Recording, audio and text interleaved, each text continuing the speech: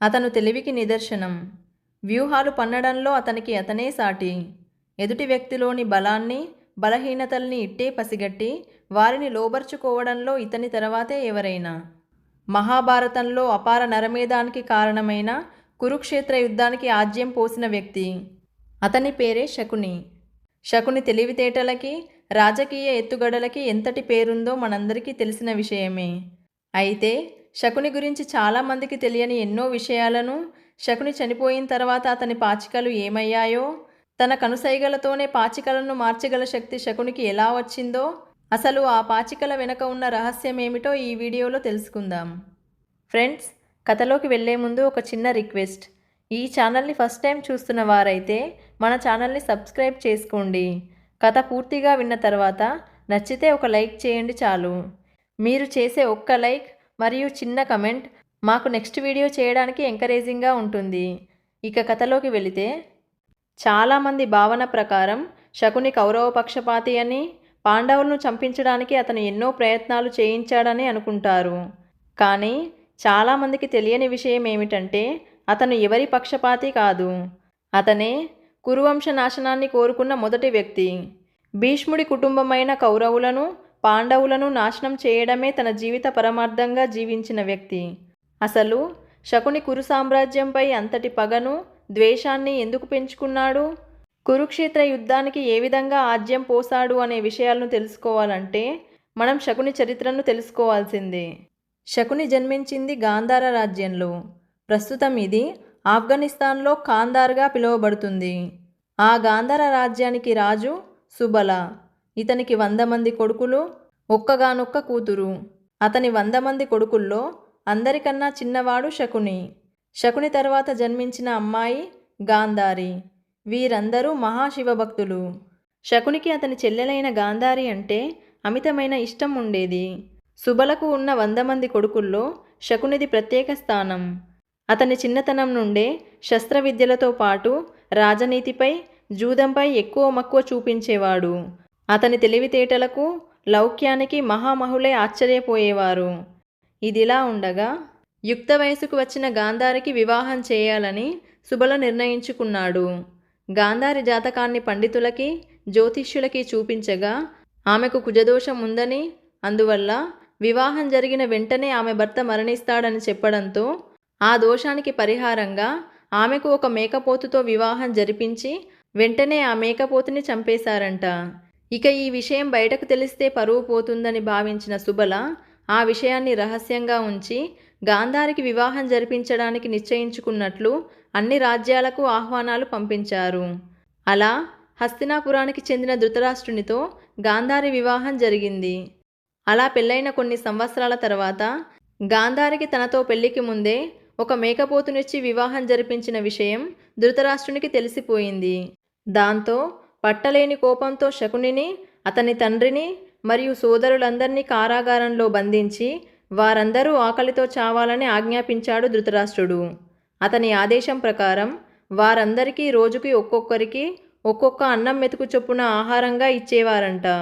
అయితే తమకు ఇటువంటి దుస్థితికి కారణమైన కురువంశాన్ని నేలమట్టం చేసి తమ పగ తీర్చుకోవాలని భావించిన సుబల, వారి కొడుకులు తమలో అందరికంటే తెలివైనవాడు, ప్రతిభావంతుడైన శకుని ఒక్కడే బ్రతకాలని నిర్ణయించుకొని తమకిచ్చిన ఒక్కో అన్నం మెతుకుని శకునికి ఆహారంగా ఇచ్చేవారు. వారి పగను మర్చిపోకుండా ఉండడానికి శకుని యొక్క ఒక కాలుని తన తండ్రి అయిన సుబలనే విరగ్గొట్టాడని అంటూ ఉంటారు. అప్పటి నుండే శకుని అవిటివాడు అయ్యాడు. అలా కొద్ది రోజులకి ఆహారం లేక శకుని సోదరులందరూ మరణించారు. అయితే సుబల మరణించే ముందు శకున్ని దగ్గరికి పిలిచి, నేను చనిపోయిన తర్వాత నా ఎముకలతో పాచికలు తయారు చేసుకోమని, తన ఎముకలలోనే కురువంశంపై ఉన్న పగ ఆత్మరూపంలో ఉంటుంది. నీవు మనసులో ఏ విధంగా తలిస్తే పాచికలు ఆ విధంగానే పడతాయని, నీకు జూదంలో మంచి పట్టు ఉంది కాబట్టి ఆ జూదంతోనే కురు సామ్రాజ్యాన్ని నాశనం చేయమని చెప్పి శకునితో ప్రమాణం చేయించుకుంటాడు సుబల. అలా అందరూ చనిపోగా శకుని ఒక్కడే బ్రతికి ఉంటాడు. అదంతా చూసి బాధపడిన గాంధారి చనిపోయిన తన తండ్రి, సోదరులకి శ్రాద్ధకర్మలు జరిపించడానికైనా శకునిని కారాగారం నుండి విడిపించమని ధృతరాష్ట్రుడి దగ్గరికి వెళ్ళి ప్రాధేయపడుతుంది. దాంతో శకునిని కారాగారం నుండి విడుదల చేస్తారు. అలా బయటకు వచ్చిన శకుని ఎన్నో వ్యూహాలతో పన్నాగాలతో కౌరవులకు పాండవులపై శత్రుత్వాన్ని ఏర్పరచి తన జూదంతో పాండవులకి కౌరవులకి మధ్య మహాభారత యుద్ధం జరిగేలా చేసి అలా కౌరవ సామ్రాజ్యాన్నంతా నాశనం చేశాడు. ఇక చివరికి శకుని కూడా కురుక్షేత్ర యుద్ధభూమిలోనే ప్రాణాలు విడిచాడు. దాంతో శకుని అధ్యాయం మహాభారతంలో ముగిసింది. మరి అతని పాచికలు ఏమయ్యాయంటే, కురుక్షేత్ర యుద్ధం ముగిసిన తర్వాత శ్రీకృష్ణుడు పాండవులతో శకుని పాచికలను చూపించి, చూడండి పాండవులారా, ఈ 2 పాచికల వల్లనే కురుక్షేత్ర యుద్ధం జరిగింది. ఈ పాచికలు భవిష్యత్తులో ఎవరి చేతికైనా మళ్ళీ వెళితే దీనికన్నా ఘోరమైన యుద్ధం జరిగే అవకాశం ఉంది. కాబట్టి భీమా, నువ్వు ఈ పాచికలను దూరంగా ఎక్కడికైనా తీసుకువెళ్ళి నామరూపం లేకుండా నాశనం చేయమని చెబుతాడు. అదంతా విన్న అర్జునుడు, ఈ పాచికలను నాకు ఇవ్వు, వీటిని ఏం చేయాలో నాకు బాగా తెలుసని చెప్పి వాటిని తీసుకుని వెళ్ళి సముద్రం దగ్గర నిలబడి ఒకసారి నమస్కరించి ఆ పాచికలను సముద్రంలోకి దూరంగా విసిరేశాడు. తర్వాత అర్జునుడు శ్రీకృష్ణుడి దగ్గరికి వెళ్ళి, మాధవ, నీవు చెప్పిన కార్యాన్ని పూర్తి చేసి వచ్చాను. ఇక ఆ పాచికలు ఎవరి చేతుల్లోకి వెళ్ళవు అని అంటాడు. అది విన్న కృష్ణుడు అర్జునుడితో, బావా, అసలు ఆ పాచికలను ఏం చేశావు అని అడగగా దానికి అర్జునుడు సముద్రంలోకి విసిరేశాను అని అంటాడు. దానికి శ్రీకృష్ణుడు, బావా అర్జున, ఎందుకింత పెద్ద అనర్థం చేశావు? భవిష్యత్తులో ఈ మానవులు సముద్రంలో ఏ ఏ పనులు చేస్తారో మనకేం తెలుసు చెప్పు? పొరపాటున ఈ పాచికలు ఎవరి చేతిలోనైనా పడితే ఆ మానవులు ఎన్ని ఘోరమైన పనులు చేస్తారో మనం ఊహించలేం. రాబోయేది కలియుగం. ఆ యుగంలో ధర్మం ఒంటి పాదంపై నడుస్తుంది.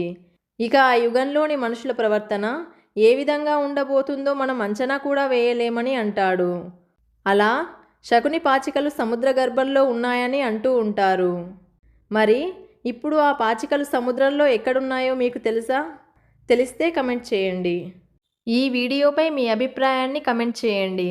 నచ్చితే ఒక్క లైక్ చేయండి. మీ ఫ్రెండ్స్ అండ్ రిలేటివ్స్తో షేర్ చేయండి. మీ అభిప్రాయాలని, సజెషన్స్ని కమెంట్ ద్వారా తెలియజేయండి. మీరు చేసే లైక్ అండ్ కమెంట్ వల్ల ఈ వీడియో మీలాంటి ఇంకొంతమందికి సజెస్ట్ అవుతుంది. సో ఇలాంటి మరిన్ని ఇన్ఫర్మేటివ్ వీడియోస్ కోసం సుమక్క369 ఛానల్ని సబ్స్క్రైబ్ చేయండి. వీడియోని చివరి వరకు చూసిన మీ అందరికీ థ్యాంక్ యూ. నెక్స్ట్ వీడియోతో మళ్ళీ కలుద్దాం. జై హింద్.